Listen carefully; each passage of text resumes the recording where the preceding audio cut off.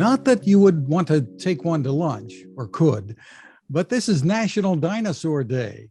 Welcome back to another Techstination Interview. I'm Fred Fishkin, and joining us is world-renowned paleontologist and National Geographic Explorer, Dr. Nizar Ibrahim. Hi, Nizar. Hey, thanks for having me. Great to see you. So this is going to get lots of kids and grown-ups excited. What is National Dinosaur Day? Well, it's a celebration of all things dinosaurs. And really, I think every day of the year should be a dinosaur day. But it's just, an opportunity to celebrate these incredible animals. You know, they're very popular. They're Hollywood stars. But I think we sometimes forget that they are also one of nature's greatest success stories. Well, since they're not with us anymore, explain why you call them a success story. Well, I think one thing we have to remember is that we're all going to go extinct sometime, right? I mean, all species go extinct at some point. It's just a part of life, right? Extinction is a part of life. But dinosaurs really had a very good run. They were around for an incredibly long time, and they really dominated life on planet Earth. And of course, mammals were around at the time. We often think of mammals as inherently superior. But then, of course, mammals quite literally lived in the shadows of the dinosaurs for a very, very long time. And they only got their lucky break at the end, after the end Cretaceous extinction event. So I think that's one thing worth remembering. Another thing worth remembering is that, we think of dinosaurs as, they're symbols of extinction. And for some people, symbols of failure. But as I said, they were successful for a very long time, dominating an evolving planet with moving continents and fluctuations in sea levels and climate. But also, they did not really all go extinct. One branch of the dinosaur tree made it through the extinction event, and those are the animals we now call birds. We now know that some dinosaurs were feathered. Many key features of the bird skeleton are already found in dinosaurs. So it is scientifically absolutely correct to say that birds are dinosaurs. They're surviving dinosaurs. And, there are more bird species than mammal species in the world today. So again, I think that's just another sign that, dinosaurs really are a big success story. And what's the talk we've been hearing about T-Rex having feathers, or a feathered T-Rex? Well, we now know that many dinosaurs were feathered, and there's some evidence suggesting that the origin of feathers goes way back in time. It's a little tricky figuring out which dinosaurs were feathered and which ones weren't. For some dinosaurs, we know without a shadow of a doubt that they had feathers. We have some incredible fossils from China, for example, preserved in volcanic ash, and you can see feathers, and in some animals, feather-like integument. But in other dinosaurs, we find evidence for scaly skin, right? Like the dinosaur behind me. So it depends. With T-Rex, we know that a fully grown T-Rex had patches of scaly skin, but it's quite likely that a young or a baby T-Rex would have had a downy, fluffy feather covering. So even T-Rex was probably quite, cuddly animal at some stage of its life. Yeah, why do you think there's this fascination that especially kids have? Well, I think dinosaurs are, like real life dragons, right? They are very different from the animals on our planet today. So that's certainly part of the appeal.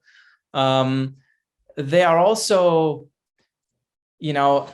I think for me as a kid, it was just a real adventure, just discovering these incredible lost worlds that I didn't even know existed. I mean, modern animals are incredible and interesting, but seeing all of these ancient lost worlds, it was just like, this huge, universe of incredible ecosystems you can explore as a kid.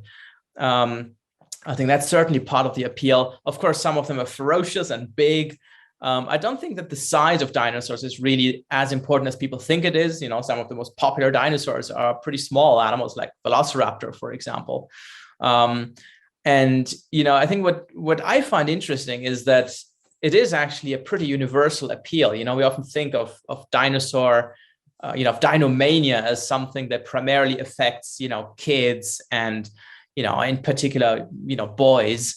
But I think, we're now seeing that it's pretty universal. When a new dinosaur movie comes out, the people going to watch the movie, it's like a cross section through society, right? It's everybody loves dinosaurs at the end of the day. Well, there is another one coming out, and another in the Jurassic series. What are your thoughts about it? Well, the whole series.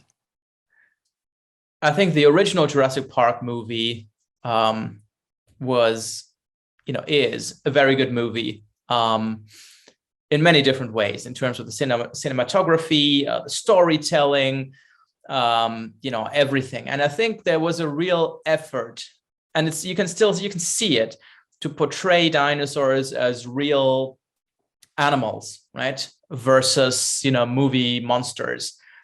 Of course, you had to have some ferocious scenes, with the predatory dinosaurs, but there was a real effort there, and it was a pretty good portrayal of what we knew about dinosaurs in the early 90s. Some of the more recent movies, I think, have put less emphasis on scientific accuracy, but I think it's easy to poke holes when it comes to the scientific content. But that's not really what these movies are about, right? It's entertainment, and these movies entertain many people. And I think as paleontologists, we have to be careful not to come across as these kind of nitpicky scientists just saying, oh, this is wrong and this is wrong.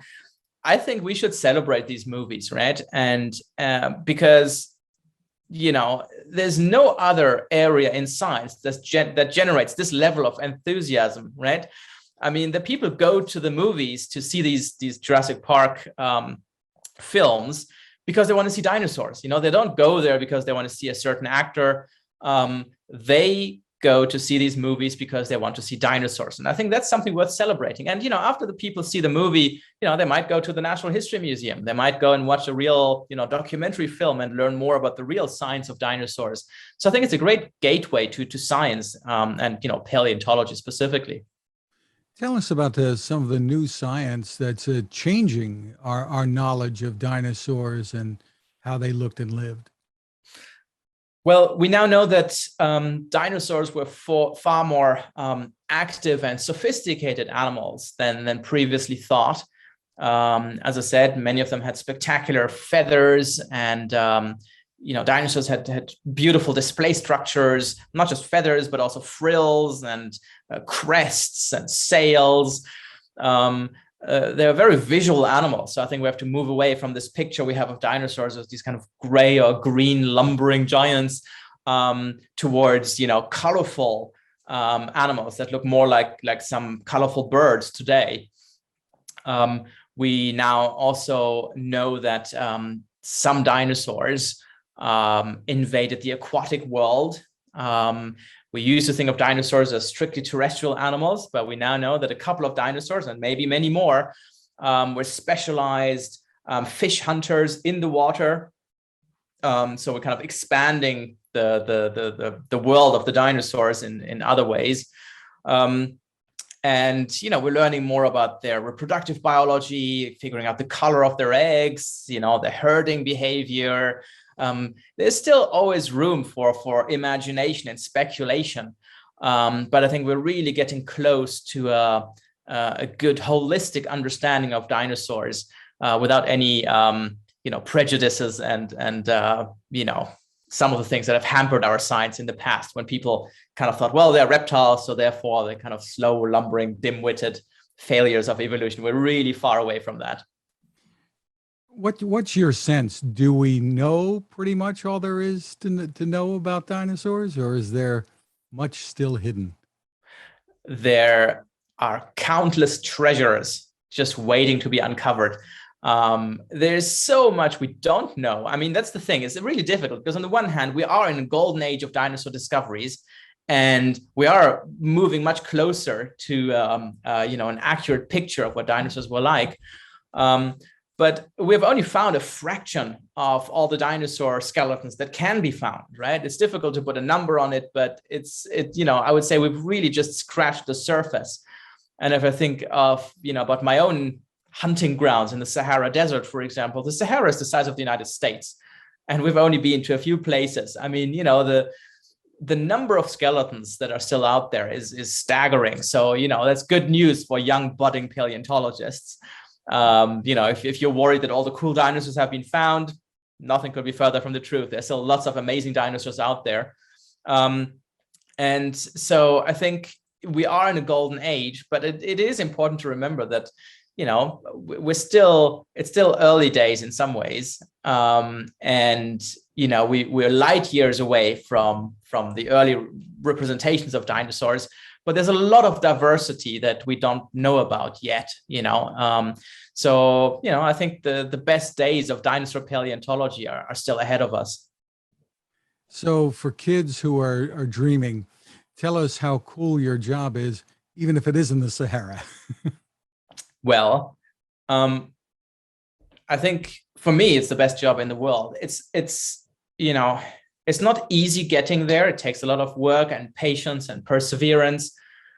But I think what I really enjoy about my job is that it's never really boring. There's so many different things. One day, you might be out in the Sahara digging for fossils. Another day, you're teaching students about, the vertebrate skeleton.